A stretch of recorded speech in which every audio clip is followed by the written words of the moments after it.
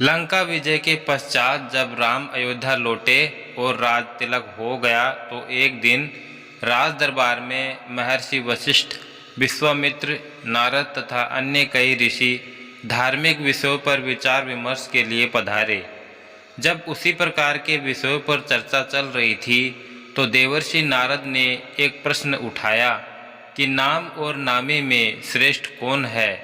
ऐसे प्रश्न को सुनकर ऋषियों ने कहा, नारद जी, नामी से तुम्हारा क्या तात्पर्य है, स्पष्ट कीजिए। नारद जी ने कहा, ऋषिवर, नाम तथा नामी से तात्पर्य है कि भगवान का नाम जप भजन श्रेष्ठ है या स्वयं भगवान श्रेष्ठ है। निश्चय ही भगवान श्रेष्ठ है, क्योंकि उन्हीं के नाम का तो जप किया जाता है। नारद ने कहा, नहीं, आपकी यह धारणा सही नहीं है। मेरे विचार से भगवान से बढ़कर उनका नाम है। भक्त को भगवान के नाम के जप से ही शक्ति मिलती है, क्योंकि नाम के भजन के बिना भगवान कहाँ कृपा करते हैं। पर यह बात सबने आसानी से स्वीकार नहीं की, तो नारद ने कहा, अपने मत की प्रतिष्ठा के लिए मैं इसे उचित समय पर प्रमाणित करूँगा। इसके कुछ देर बाद राज दरबार स्थगित हो गया। हनुमान उस दिन दरबार में उपस्थित नहीं थे, इसलिए हनुमान को इस विवाद के बारे में कुछ नहीं पता था। दूसरे दिन राज दरबार लगने से पहले नारद ने हनुमान को बुलाया और कहा, हनुमान, राज दरबार में जाने पर तुम श्री राम तथा उपस्थित ऋषियों को विनय पूर्वक प्रणाम करना, पर विश्वामित्र को प्रणाम मत करना। वे भले ही ऋषि का चोला धारण किए हैं, पर वे ब्राह्मण नहीं हैं। क्षत्रिय की पूजा ब्राह्मणों जैसी नहीं होती।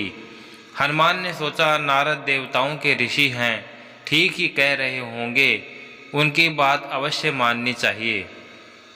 उन्होंने कहा, ठीक है देवर्षि, मैं ऐसा ही करूँगा। दरबार में भगवान श्री राम सिंहासन पर बैठे थे। मंत्री तथा ऋषि आदि भी अपने अपने आसन पर विराजमान थे। थोड़ी ही देर में हनुमान जी आए, भगवान श्री राम के चरणों में प्रणाम किया, फिर ऋषियों का चरण स्पर्श कर प्रणाम किया। उन्हीं के बीच बैठे विश्वामित्र को न तो उन्होंने प्रणाम किया और न ही किसी प्रकार का आदर भाव दिखाया। हनुमान के इस व्यवहार से विश्वामित्र ने अपने को बड़ा अपमानित समझा। वे राजा तथा ऋषियों के बीच इस प्रकार का अपने अपमान को सहन न कर सके। तत्काल ही क्रोध में उठ खड़े हुए श्री राम जी से बोले, श्री राम, तुमने अपने इस मुँह लगे सेवक की धृष्टता देखी।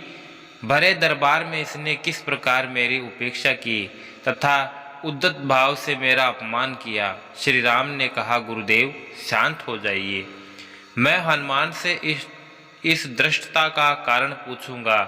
विश्वामित्र का क्रोध शांत नहीं हुआ। उन्होंने कहा, यह तो आपने प्रत्यक्ष देखा, अब पूछने की क्या आवश्यकता है। अस्त्र शस्त्र के क्षेत्र में मैं तुम्हारा गुरु रहा हूँ, यह गुरु की आज्ञा है, इसे दंड दीजिए।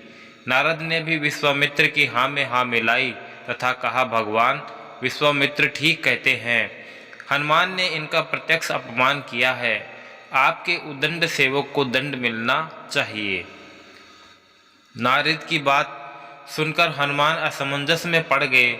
भरे दरबार में अपनी स्थिति को देखकर कुछ बोल तो न सके, पर सोचने लग गए कि जिस नारद के कहने पर मैंने ऐसा किया, वही नारद भगवान श्री राम किसी प्रकार की दंड की घोषणा करते। इससे पहले ही नारद ने कहा, भगवान, इस संबंध में शांत भाव से विचार कर कल दंड दीजिएगा। उत्तेजित अवस्था में अभी इस समय हनुमान को दंड देना उचित नहीं है। सबने इस सुझाव को स्वीकार किया और सभा स्थगित हो गई।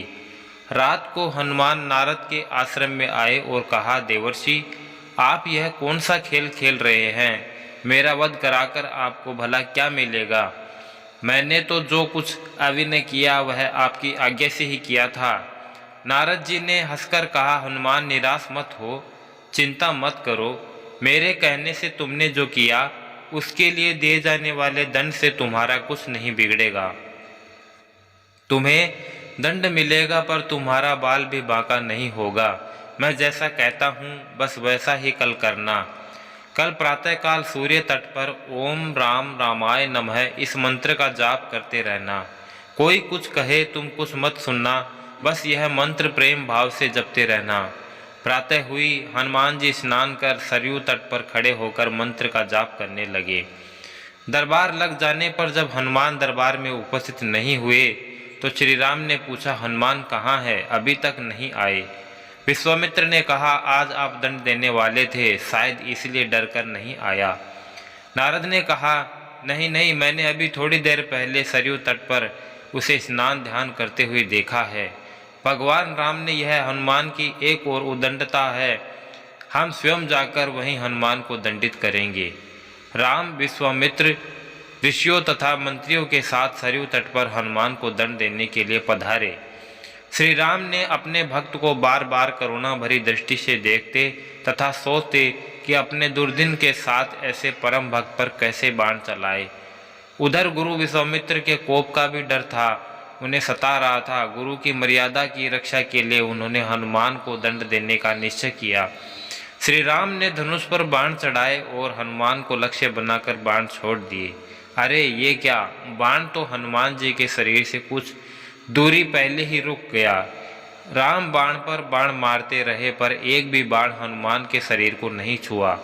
उधर हनुमान राम के बाणों के प्रहार से निश्चित नारद के बताए मंत्र का जाप करते रहे।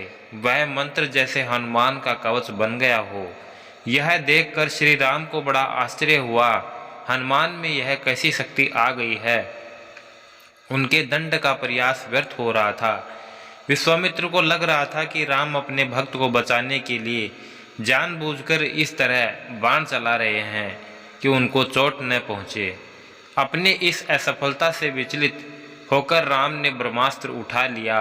राम ने ब्रह्मास्त्र हाथ में लिया तो हाहाकार मच गया।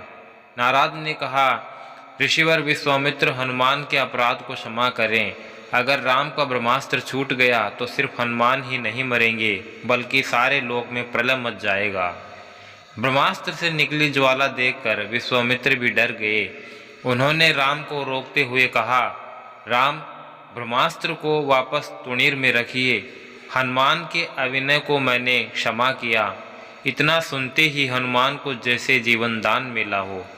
राम को धर्म संकट से मुक्ति मिली। सब लोग प्रसन्न हुए। हनुमान ने आकर विश्वामित्र से क्षमा मांगी और नारद जी की ओर देखा। नारद ने हंसकर कहा, प्रभु, इसका कारण मैं हूँ। मैंने कहा था ना, भगवान से बढ़कर भगवान का नाम जपना श्रेष्ठ है। उसे प्रत्यक्ष सिद्ध कर दिया। हनुमान ने इष्ट देव भगवान राम के नाम के बीज मंत्र से भगवान की शक्ति क्षीण कर दी। जिस प्रभु के नाम का जाप होता है वह प्रभु अपने नाम जाप की शक्ति के आगे शक्तिहीन हो जाते हैं। इसलिए कहता हूँ कि नामी से बड़ा नाम होता है। यह कहकर नारद देवलोक चले गए। तो दोस्तों, उम्मीद करता हूँ कि यह कहानी आपको पसंद आई होगी। तो एक प्यारा सा लाइक करें और ऐसी ही कहानियाँ पढ़ने के लिए चैनल को सब्सक्राइब कर बेल आइकन ज़रूर प्रेस कर लें ताकि आने वाली नई वीडियो की नोटिफिकेशन आप तक सबसे पहले पहुंच जाए। वीडियो देखने के लिए आपका दिल से बहुत बहुत धन्यवाद। जय श्री श्याम।